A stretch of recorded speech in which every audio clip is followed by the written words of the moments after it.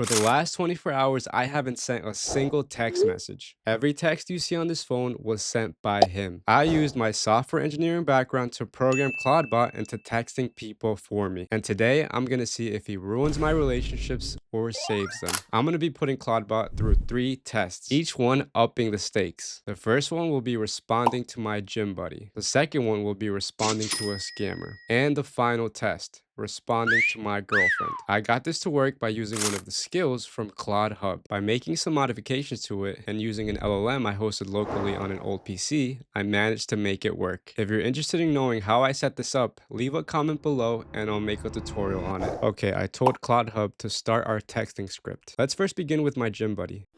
Okay, here's the first text. Let's hope it doesn't say anything weird. Okay, that sounds a little bit aggressive, but that will do for now. I didn't even touch the phone, as you can see. Awesome. He didn't even notice it wasn't me. This one was short and simple. Let's up the stakes by talking to a scammer now. I hope he doesn't give away my credit card information.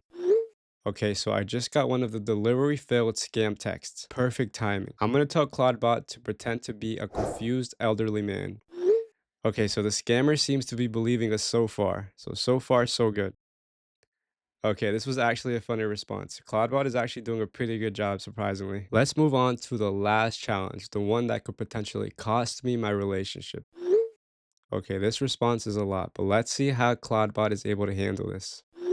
Okay, well, this response is kind of suboptimal. So let's see how my girlfriend follows up with that. Okay, this is not good. We're gonna have to abort. Okay, that's actually a pretty good response.